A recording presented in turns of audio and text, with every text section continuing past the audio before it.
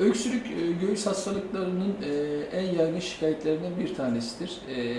Öksürüğün birçok sebebi vardır.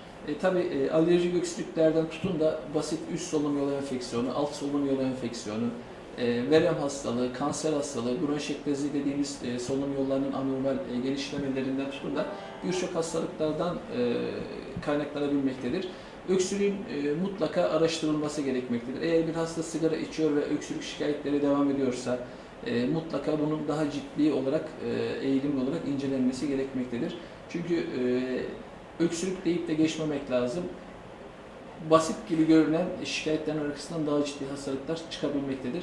Öksürük bazen de ciddi hastalıkların bir öncüsüdür, habercisidir. O açıdan mutlaka üzerinde durulması gerekir.